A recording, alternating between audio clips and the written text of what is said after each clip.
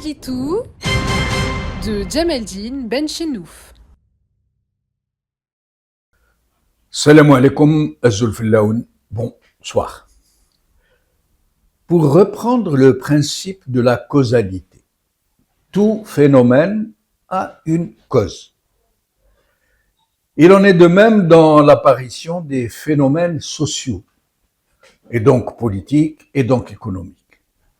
Non seulement ils ne se manifestent pas spontanément, non seulement ils ne naissent pas d'une seule cause, mais de la combinaison de plusieurs facteurs qui se mettent lentement en place d'une alchimie très complexe de circonstances et d'autres.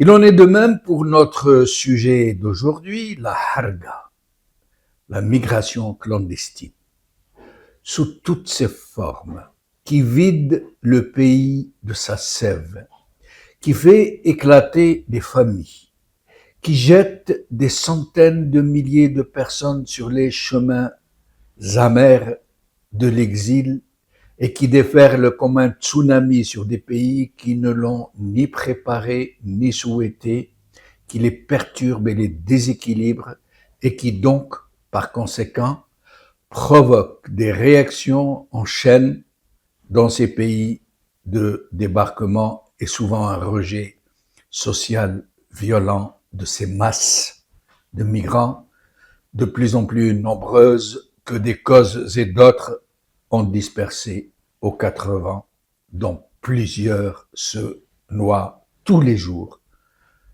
dans la mer. Ce phénomène migratoire qui peut sembler échapper à tous les décideurs politiques, ceux des pays d'où partent les migrants et ceux où ils débarquent, n'est pas aussi incontrôlable qu'on pourrait le croire.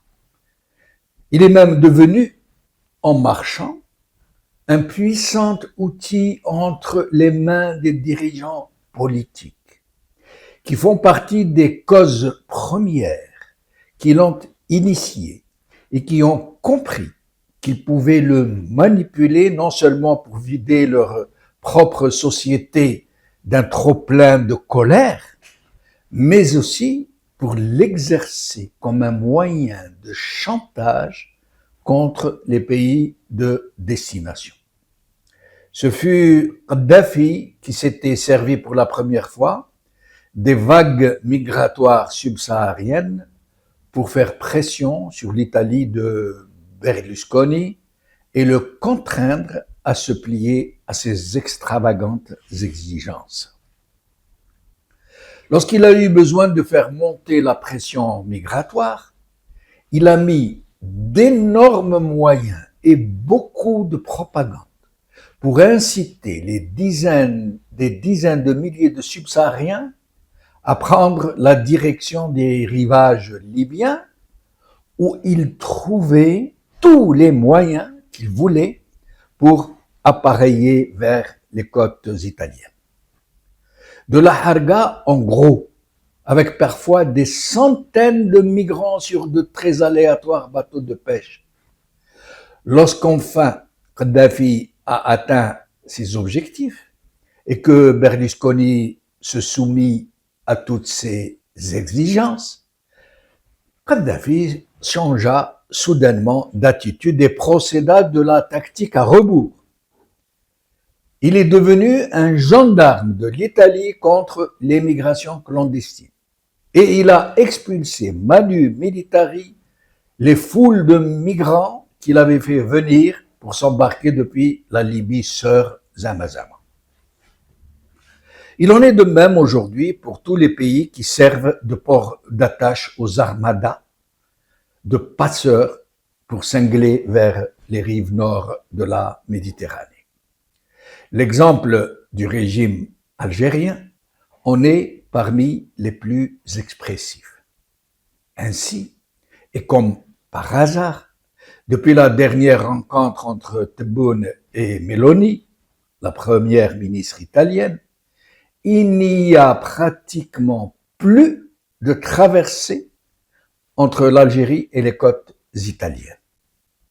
Les passeurs de l'Est du pays, ceux qui cinglent habituellement vers les rives italiennes, ont été sommés de se concentrer sur les côtes espagnoles, qui sont très loin de leur port de départ, ce qui représente un énorme manque à gagner pour les passeurs et des traversées plus longues, plus risquées.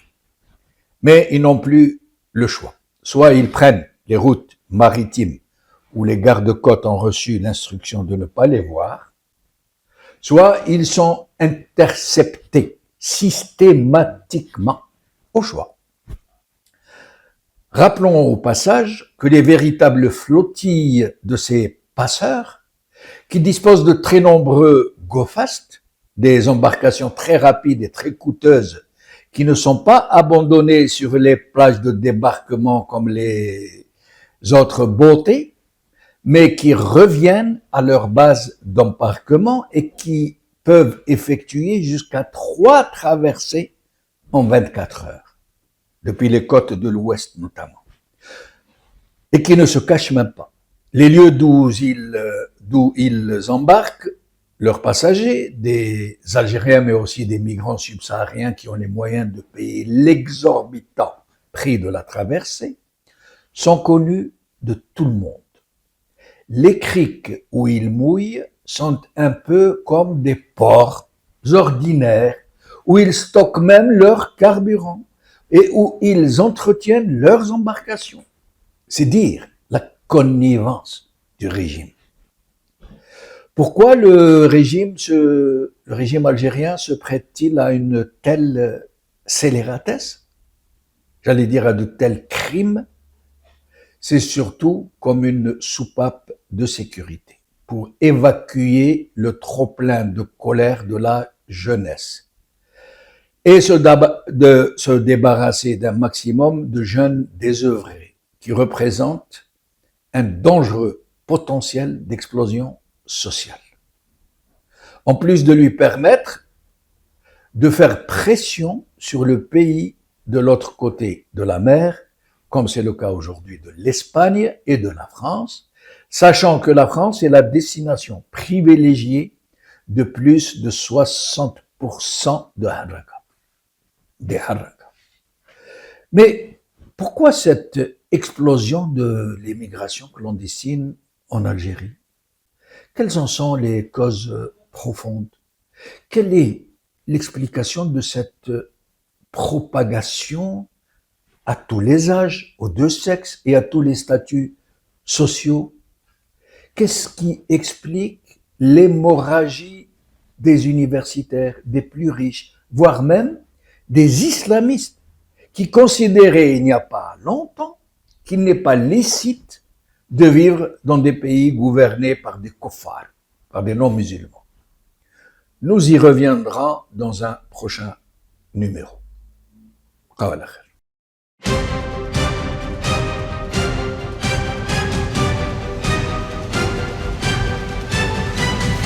L'édito de Djemeldine Benchenouf.